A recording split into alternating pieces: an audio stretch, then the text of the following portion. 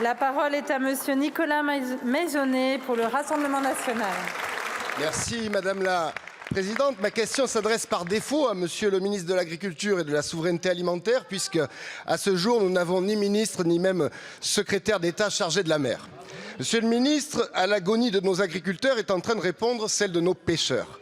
450 navires dans les eaux du golfe de Gascogne resteront à quai durant un mois, interdits d'exercer leur activité. Une victoire obtenue par des associations dites écolos, surtout anti-pêche, qui qualifient les chalutiers d'abattoirs flottants. Rester à quai, voilà la hantise de nos marins français. Persécutés par la multiplication des normes et des politiques iniques de l'Union européenne que vous soutenez, au nom de l'écologie punitive et de la décroissance, c'est toute une filière qui est en train d'être assassinée. Dans ma circonscription, au Grau-du-Roi, deuxième port de Méditerranée, le nombre de chalutiers a chuté de 35 à 15 en l'espace de 30 ans.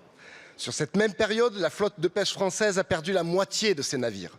Au motif de vouloir préserver la ressource halieutique, la France, pourtant dotée de 3 façades maritimes exceptionnelles et de la deuxième zone économique exclusive du monde, importe désormais 2/3 de ses produits de la mer. Quelle hypocrisie!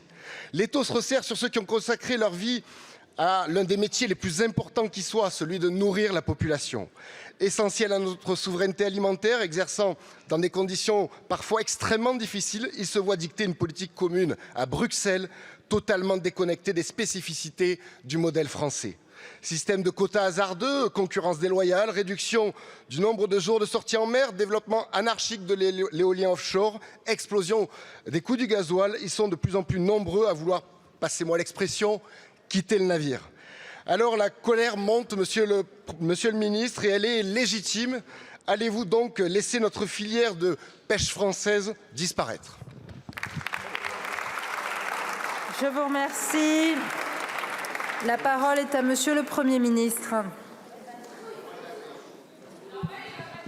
Merci Madame la Présidente, Mesdames et Messieurs les députés, Monsieur le député Maisonnet.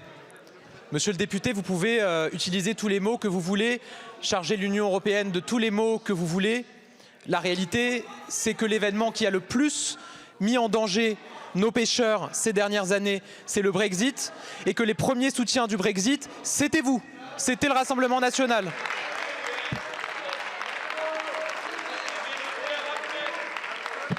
Il y a même dans les quelques communes que vous dirigez, que dirigent des élus du Rassemblement national, des rues du Brexit qui ont été inaugurées par les élus du Rassemblement national.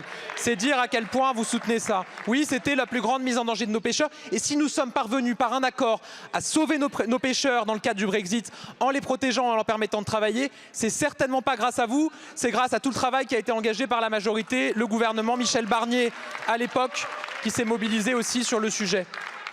Et la réalité, c'est que vous parlez des risques pour nos pêcheurs, mais à aucun moment, quand ils ont fait l'objet de grandes difficultés, notamment sur le prix du carburant, sur ces sujets liés au Brexit, ni au Parlement européen, ni ici, on a entendu les élus du Rassemblement national aller les défendre. Non.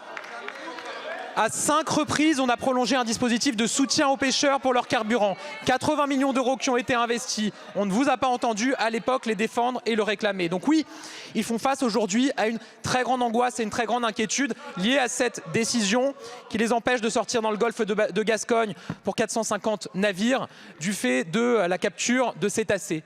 On est au rendez-vous comme on l'a toujours été dans toutes les tempêtes pour les accompagner, avec un soutien que je rappelais il y a un instant en matière d'indemnisation. Mais je suis parfaitement conscient que ce qu'ils attendent, encore une fois, ce n'est pas des aides, c'est de pouvoir travailler. Et évidemment, le cœur de notre mobilisation, c'est de leur permettre de reprendre la mer aussi vite que possible.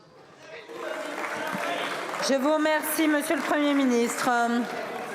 La parole est à monsieur Philippe Fay pour le groupe Renaissance.